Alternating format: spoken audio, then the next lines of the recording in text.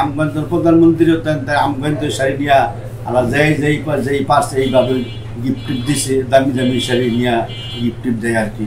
আমি আজকে আছি বাংলাদেশের জিআই পণ্য খ্যাত জামদানির পল্লীতে, যেটি হচ্ছে বেসিক শিল্পনগরী এলাকা নারায়ণগঞ্জের রূপগঞ্জের তারাপো পৌরসভার নোয়াপাড়াতে।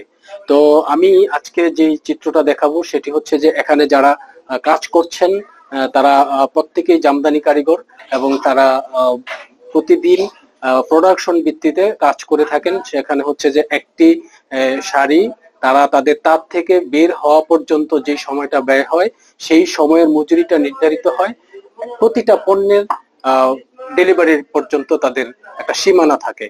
আমাদের আসলে বর্তমান প্রেক্ষাপটে আমাদের শাড়ির যে ন্যায্য মূল্যটা সেটা আমরা পাইতেছি না। প্রত্যেকটা জিনিসের নিত্য প্রয়োজনীয় দ্রব্যের দাম অনেক বেশি। দেশে প্রচুর পরিমাণ ইন্ডিয়ান জামদানি শাড়ি ঢুকছে, যেগুলা প্রত্যেক দিন 10-15টা শাড়ি তৈরি হইতো। আর ওই শাড়িগুলা যদি আমাদের এই হ্যান্ডলুমে বা আমাদের জামদানির তাতে বুনন করা হয়, তাহলে প্রত্যেকটা শাড়ির সময়কাল লাগবে 30 থেকে 45 দিন বা সর্বোচ্চ 2 মাস। আর ওই শাড়িগুলোর দাম হবে 40 থেকে 50,000 টাকা। ওই একই রকমের শাড়ি, ওদের শাড়ির দাম মাত্র 2500-3000 টাকায় আমাদের বাংলাদেশের কাস্টমাররা বা ক্রেতারা কিনতে পারতেছে। কিন্তু সেম শাড়িটা আমাদের জামদানিতে 40 থেকে 50,000 টাকা লাগবে সম্পূর্ণ হাতে বুনন করতে। সেটার মধ্যে এরকম এক ধরনের রং ব্যবহার করা হয় বা মেডিসিন ব্যবহার করা হয়, যেটার কারণে শরীরে শাড়ি পরার পরে যখন ঘামে তখন শরীর চুলকায়, বিভিন্ন রোগ ব্যাধিও হয়। অনেক কাস্টমারই আছে যারা আমাদের রেগুলার কাস্টমার, সব সময় আমাদের থেকে জামদানি নেয়, তারা কখনোই ইন্ডিয়ান জামদানি কিনতে ইচ্ছুক না। 50 বছরের ওয়ারেন্টি আর বাহারি ডিজাইনের মুস্তফা ইউপিভিসি ডোর, কাটিয়ে দিন নিশ্চিন্তে 50 বছর। Mustafa uPVC door, excellence with durability. আমাদের এখানে মনে করেন 3-3.5 ধইরা আমরা 1-1.5 লাখ টাকা দামের শাড়ি আছে। যেমন আমরা কাজ বেশি, সুতা চিকুনের দাম বেশি, আর সুতা মুড়া আমরা কাজ কমিকের দামও কম।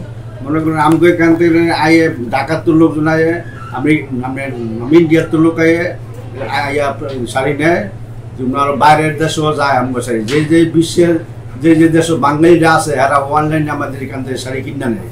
অনলাইনে আমরা এরা পছন্দ করে, আমরা ডিএচএল শাড়ি পাঠাই দিই। আমগঞ্জের শাড়ি নিয়ে মনে করেন বিভিন্ন প্রশাসনের লোকেরা যারা গিফট করে, মানে দামি শাড়ি নেয়, কম দামি শাড়ি নেয়।